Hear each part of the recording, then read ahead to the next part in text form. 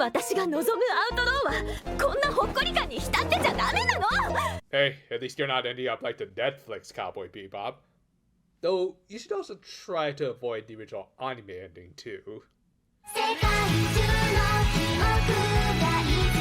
Following up right off the back of the previous episode, Seika examined Kaiser Loan's financial reports and had discovered they had been using the money they had got from Abydos to finance the helmet jobbers who had been causing them problems for the first few episodes. This of course left the task force panicked and confused as to why they would do such a thing to one of their regular customers, who did at least make timely payments. One possibility could have been to create an endless loop of death for them by forcing them to use resources to hold off the jobbers, but then what would happen if they were really taken out? Shiroko could sense that there was a larger conspiracy at play. Regardless, they soon called it a day, with them finally releasing poor Faust-chan from all of this nonsense. 10億もあるなんてそんなにないわよ。正確には9億6千。 She promised to bring this up with Trinity Student Council, the Tea Party, to try and get some help, but yeah, with a name that in any way sounds political like that, it's probably best not to totally trust them. In fact, Hoshino already knew that most of the schools were turning a blind eye to the fact that someone was clearly trying to snuff them out, as Abydos was simply not worth saving as a school that was already on the brink. そうよ、本当に助けてくれるかもしれないし、でも万が一。 Right, just a little accident, kind of like the ones that just so happen to set off a few wars here and there. Yeah, as I think I might have mentioned before, I really like world building scenes like this, where not everything was being spelled out, as it even led to some development for Hoshino, who, along with her little reveal about the other schools knowing, was clearly hiding some other dirty little secrets. The following day, the 68ers were having their own issues in regards to their quote-unquote leader. Obviously, Aru was unsure of how to deal with Abydos after everything they went through in the last episode, including how to deal with the money that they end up stealing. Out of honor, she wasn't going to use it, though again, I'm pretty sure those are marked bills, so even if it wasn't intentional, she also made the smartest move too. This, however, was in contrast to all of her other, frankly boneheaded choices for her little company. I mean, sure, not accepting deposits for bounties to avoid entering into constrictive contracts sounds cool and hard-boiled on paper, and is a good display of her character, but come on girl, how do you expect to pay for dinner tonight? As a result of her choices, they were also detached from Gehenna,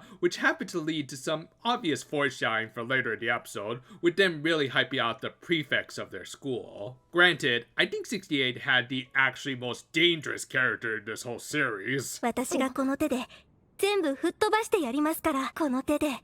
Is Haruka gonna have to choke a bitch? Because I will gladly do so. Meanwhile, the task force, mostly Hoshino, were taking some R&R, after robbing a bank and everything. This led to Nonomi exposing some more details about their mysterious lowly president, in particular her connection to the now defunct Abydos Student Council. Again, it is just nice that we're learning more about this character, whilst expanding the lore of this school, that more than likely will tie into the conspiracies involving Kaiser loans. 私が来たからかな。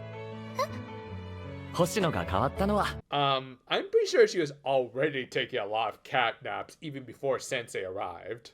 Also, good on this girl for being hella based. Back with the 68ers, they ended up getting some more special treatment from Shiba Ramen. こんなに美味しいのにお客さんいないね。場所が悪いんじゃない？ You say that, and yet we all know that the real problem is the fact that they opened an Amazon store just a few blocks down. Curse you, Bezos! And speaking of freaking out over problematic people, Aru's pride once again took over her better judgment when she realized they were only getting special treatment because of their friendship with Seika.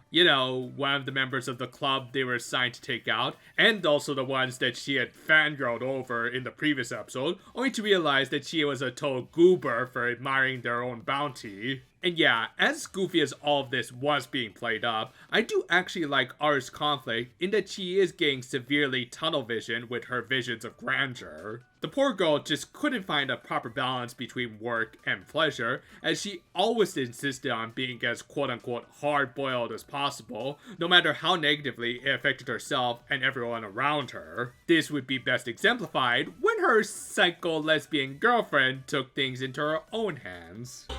行きます。 I get the feeling like we're going to use that meme a lot throughout these reviews.